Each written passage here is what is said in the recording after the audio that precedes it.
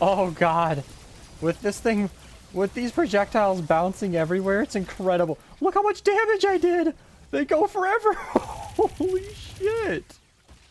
Oh my god, Dungeons came back to the game, and I had a lot of fun today. I think I ran Dungeons for like 9 hours, and I wanted to talk about some of the fun loadouts that I used, because while we were playing, me and my chat wanted to figure out what some of the best loadouts were for Dungeons. Now, the reason that this title is going to be a little bit conservative is because I don't think there is one. I don't know that there is a best loadout. I'm sure speedrunners have the perfect loadout to just fly through a mission. The one at the end here, the one that I teased in the beginning, is definitely something that we're going to have to talk about, and you'll see why. But I'm not actually convinced that that one's fast. So I think like a fastest loadout might be some kind of hybrid of Dragon Slash / some kind of way to eliminate mini-bosses fast. I'm not certain. I'm not a speedrunner. That's not what this video is about. What we're talking about here are really good loadouts for basically just anybody could use these if you have the heroes available, and it makes fun missions easier to do. So the footage you've been seeing for Cottontail Eagle Eye here, which is the first loadout we'll be talking about, is recorded inside of a 100 zone, because I feel like if you're going to be running dungeons for tickets or completing challenges, you're almost never actually going to be in that highest 140 zone, and I want to make that very clear right at the beginning here, because I don't like showing loadouts in the easiest zones possible. I don't think it's a good representation of what they're capable of, but there are only like 4 missions that you have to do like right off the bat to unlock all the dungeons that have to actually be done in the highest level possible. And then after that, if you want to just have a casual fun experience, 188 zones and below, depending on your power level, are perfectly acceptable and my preferred way to play. So just understand that only a couple of these loadouts will actually do well or even exceed in those higher zones. So starting off with Cottontail Eagle Eye, it's pretty basic.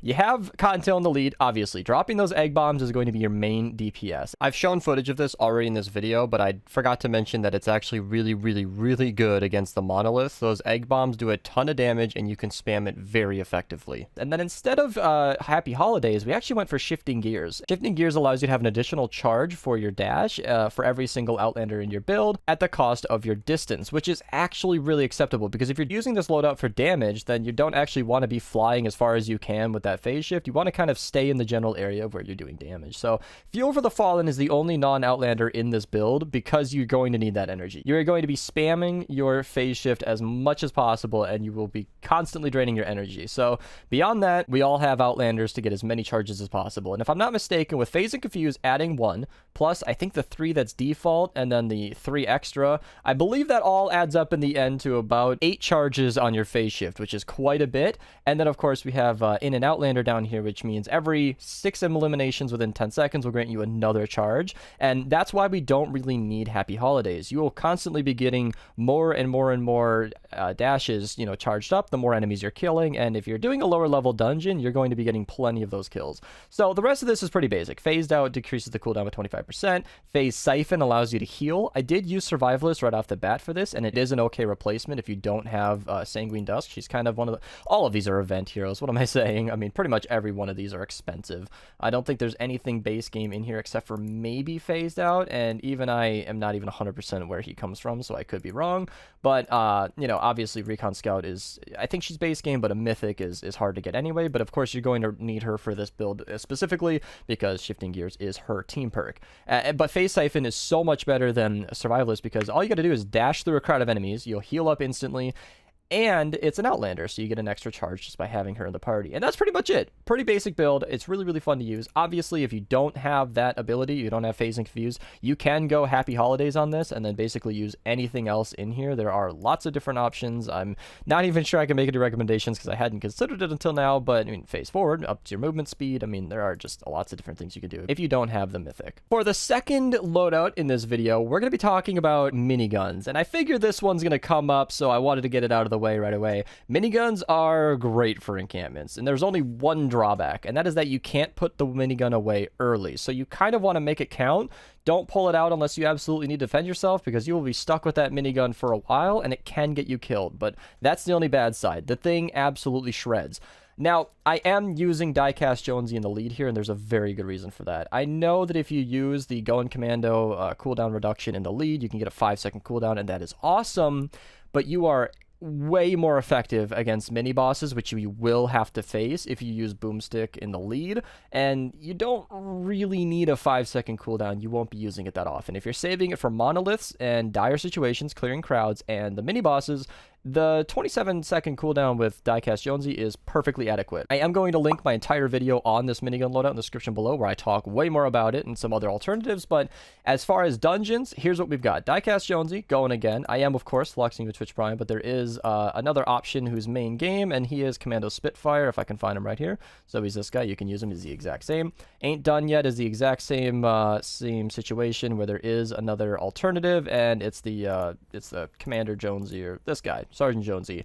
You can use him to increase your duration by 5 seconds. Of course, I have the golden version of the birthday chick, so I'm going to go back to that. And then in first cup of the day was our holiday hero, and it just ups your crit rating and crit damage. He's a really decent bonus. You do have a chance to crit with the minigun, so that does go up by an okay amount. It's not incredibly noticeable, but it is decent enough damage, and it's nice to throw him in the support here. Survivalist was the best way I could figure out to give you some healing during the fight, so you can actually, heal yourself while you're in the minigun. And Fight or Flight is our optional one. This is a really good thing to do, especially if you're using miniguns in a team. One of you can pop this bonus, give everybody an 8% damage buff, which is not super big. That's not necessary, and I did consider that there is a Zelia Clark. So that'll buff your entire team, and that's great for support play, but if you're just running this for yourself, buffing your ability energy damage by 15.5% is great because he has an energy minigun. That won't work with Commando Spitfire in the lead because that's not an energy bonus. He has a physical minigun, so it won't affect him, but if you do have this guy in the lead, then Zelia Clark or Ghoulish Cackle is the same. But I don't like Ghoulish Cackle because it requires you to be low health, which I don't like to be, and you can't always control that, so I'd rather 16.5% always than 37.5% sometimes, because I'm not aware of what Ghoulish Cackle's minimum is. It could be 0 for all I know. I don't know what she starts out at if you're at full health, so I'm not really trustworthy of that one. But suffice it to say, miniguns are awesome for dungeons and a super powerful way to go, and it's a little bit less expensive than our number 5 loadout. For our third build, it's actually something that you might recognize. It's a pretty basic melee build because Paleo Luna's Saurian Claws affects the monoliths quite effectively. She can turn any melee into a monolith-destroying machine. Pretty much anything in the game is going to absolutely destroy it. You are going to want faster swinging weapons. It doesn't really even matter what the weapon is so long as it swings fast, and part of my loadout does bank on having a sword, so we'll talk about that in a second. So for Paleo Luna, it's pretty basic. You want Saurian Focus, Saurian Hide. You're not really going to be using that much energy in this build typically. You're really mostly focused on her swords, so if you want to go Saurian Might and give yourself a little bit of a bonus to your ranged weapons, that could be a good way to go. Obviously, that's up to you. They might add more dinos in the future. I suspect that's going to be a thing, so whatever might fit your future needs, use whatever you want to do. All that's important here is getting Blast from the Past active, and knowing that Saurian Hide making you a tank is very, very nice to have. Monster Smash is just great for giving you some health, and from here on out, seriously, these bottom 3 perks are almost entirely up to you. Paleo Luna's bonus plus Blast from the Past it's just great. You'll do tons of damage to the enemies, you'll do tons of damage to the monolith, and you'll be perfectly effective against the mini-boss. The rest of this is just kind of up to me personally. Like, I prefer anatomy lessons, so if you get a sword, axe, or scythe, you'll be able to have a higher crit rating. That's going to help you a lot, but these weapons aren't perked in the dungeon, so you can kind of swap this out for something else. You can see that I went for medicinal fumes for a bit of extra healing. You could, say for example, add endless smoke in here, or Dragon Days, even though you don't have shield. Dragon Days would be nice if you didn't have Blast from the Past, but you could do, there you go, endless smoke, increase your radius. I mean, there are a bunch of things you could do down here, and then Monster Smash is, of course, just a nice way to buff your health while you're doing damage to the enemies, and I really don't have much more to say than that. Paleo Luna is surprisingly good at taking down the monoliths, and it's a pretty standard build that you might already have set up, so if you don't want to mess around with your hero loadouts to play dungeons, you might be able to just pop this on and go for it. I'm going to link below my entire video on ninja loadouts where I cover Paleo Luna and all of her different ways that she's effective. That was recorded before Monster Smash, but that's pretty much the only edit I'd make to that because Totally Rockin' Out is a whole other conversation. Although, that being said, Totally Rockin' Out is part of the other options that you could do here. You could run Fumble in the support here, and that'd be a kind of nice way to activate it a little bit, but, that's just not something I ran, even though it would be a perfectly good option. Dragon Slash. That is our number 4 hero loadout for this. And I feel like that was going to be expected at some point. Dragon Slash is just a great way to get around any mission where you're going to be killing a bunch of stuff. And it's one of my go-tos, even though it has some serious drawbacks. So I'm mentioning it this late in the video because I kind of wanted to cover some of the more fun stuff, but I have some serious drawbacks. So it's not that great against monoliths. You're going to have to find some kind of melee and just hope for the best or have a teammate handle that for you. And even still, it's not amazing against the mini bosses, but what it excels at is crowd clearing. So if you're running Dragon Slash, you might even be like a support role in a team of 4 where you're going to be clearing crowds of zombies and keeping your teammates alive and using the Dragon Slash to get around the map a little bit quicker, maybe explore that stuff. And you will be a ninja, so you can double jump and you can use your shurikens for range damage. It's going to be an effective way to play. You're just not going to be great against the monoliths, and you're not going to be doing a hell of a lot to the mini bosses, which makes this kind of a tricky build. I give this one like a 1 out of 3, if you know what I mean. But what I do for Dragon Slash, and this is good for any build. I will link my video on Dragon Slash in the description below where I go much more in depth, but Dragon Scorch in the lead is great just because he buffs Dragon Slash's damage, range, and width. It's huge. Happy Holidays, so you can spam it more often. Return of the Dragon, so you can reduce that energy cost and get more of them off. Tail of the Dragon should always go with any build where you're using Dragon Slash. It's extremely nice. Endless Smoke and Medicinal Fumes will buff your smoke bombs, and you can pretty much do anything here at this point. You don't need to buff the smoke bombs, but I think that giving it an extra range and healing you is great for the encampment situation, and you'll be able to heal yourself in the process. And Fuel with the Fallen is almost incredible. It's incredibly necessary because you will be burning through tons and tons of energy with this build. But I don't have too much to say for this. It's one of my old go-to builds, and this was great for like Hit the Road, and it's okay for dungeons, but it'll definitely be good for future stuff as well. Let's talk about the last one. All right, so we saved this loadout for last because it is, in my opinion, the best of the best. I don't want to claim best overall because I don't know everything. I'm sure somebody could find a better loadout down the line, but this to me is like the most overpowered thing I've ever seen in dungeons because Zip and Zap just bounces everywhere, and when you are inside of a dungeon, it's ludicrous. I couldn't find a single situation in the labyrinth where I didn't feel like I was just honestly going god mode whenever I popped the lefty and righty. With Carbide in the lead, lefty and righty apply affliction damage, which is almost not even something you notice, but what's important is it's not only energy, but it bounces around everywhere. So when you're inside a dungeon, it just hits everything, and that accounts for your urns, that does extra damage to every enemy, and if you use the loadout that I'm using now, it just makes it even stronger. So Happy Holidays, obviously, you want to reduce that cooldown, and then you have the, what is it, where's Lefty? So pistol and SMG eliminations will decrease that cooldown, so you're going to want to look for a pistol or an SMG as your primary if you're running the dungeon.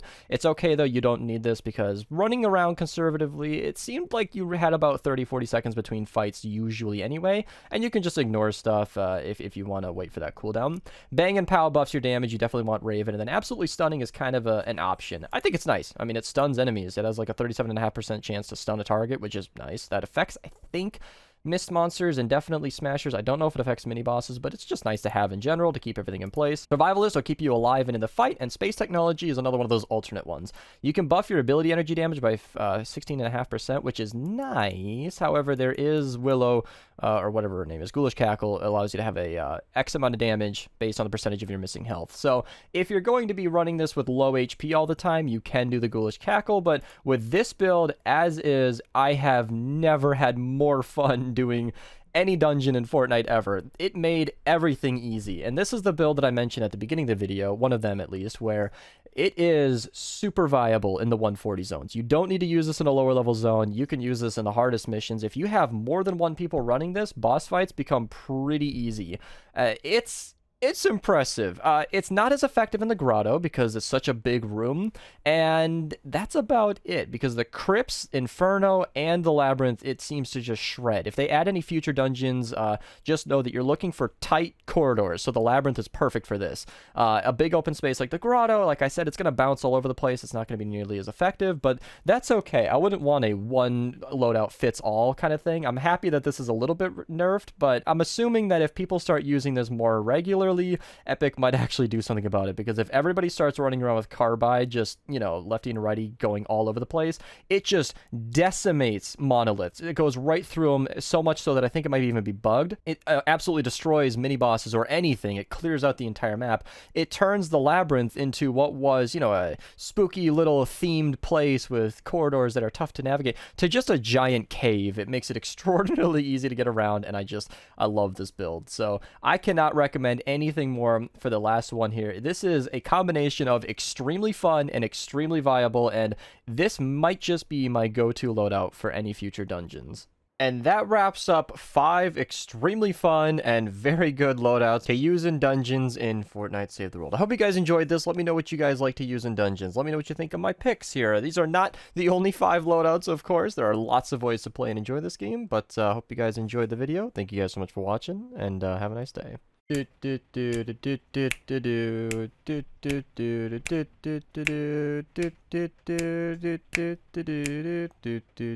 then